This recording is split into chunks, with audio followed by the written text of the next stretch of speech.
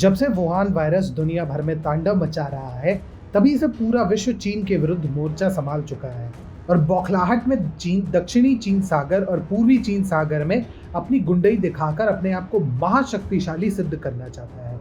मानो वह किसी भी प्रकार के युद्ध हेतु पूरी तरह तैयार है।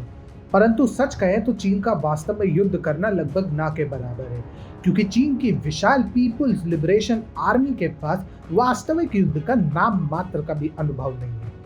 चीन ने वास्तव में पिछले 150 सालों में एक भी ढंग का युद्ध नहीं लड़ा है। जब भी उसने किसी से युद्ध लड़ा है, उसने सदा मुंह खाई है।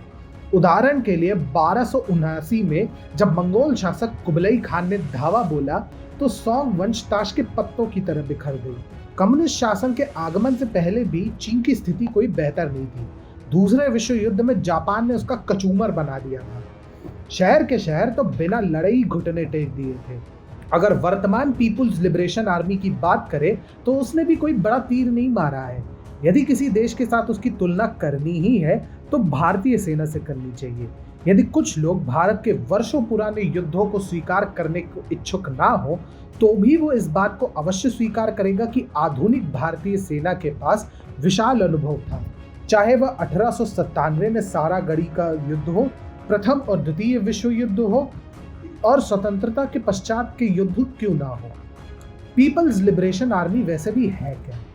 ये कुछ कथित क्रांतिकारियों का एक गुट था जिसने चीन में कम्युनिस्ट शासन स्थापित किया था। 1962 के भारत चीन युद्ध को चीन चाह कर भी अपनी उपलब्धियों में नहीं गिन सकता। ये युद्ध सिर्फ इसलिए लड़ा गया था ताकि चीन का तानाशाह माओ त्से तुंग चीन में भुखमरी के संकट से ध्यान हटा सके।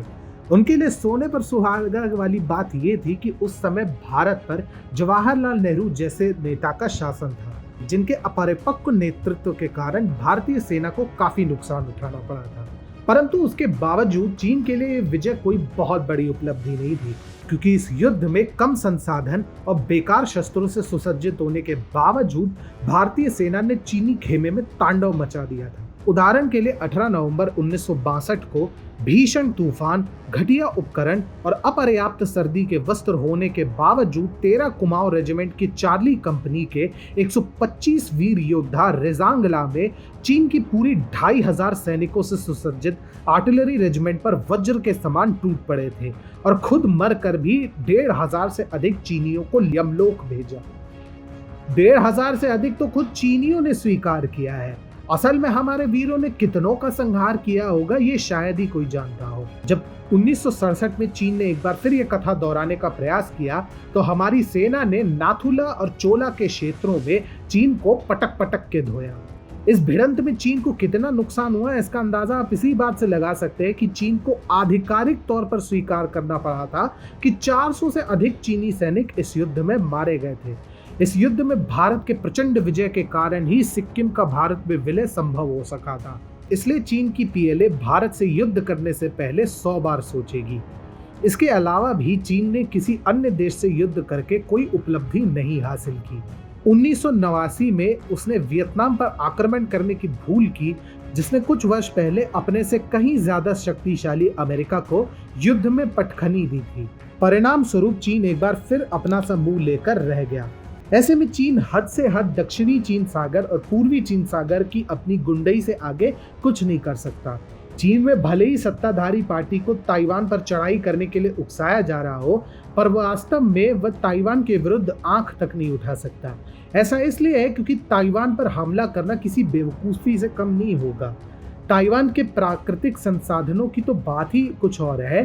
ताइवान भी भली भांति जानता है कि चीन उस पर कब्जा करने के लिए कितना लालायत है और इसके लिए वह पिछले 70 सालों से भी अधिक समय से चीन को उसी की भाषा में जवाब देने के लिए तैयारी कर रहा है। अब कल्पना कीजिए यदि अमेरिका और ऑस्ट्रेलिया भी ताइवान के साथ मोर्चा संभाल ले तो आगे क्या होगा। चीन भले ही दुनिया को अपनी ताकत का खौफ दिखाता हो, परंतु वह वास्तव में अपने प्रिय ड्रैगन के समान है, बिन बरसे गरजने वाले बादल।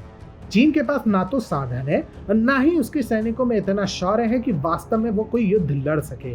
ऐसे में यदि वह वुहान वायरस के रोकथाम के बाद कोई युद्ध लड़ने की गलती भी करता है तो उसे ऐसा सबक मिलेगा कि जीवन भर उस गलती को वह भूल नहीं पाएगा।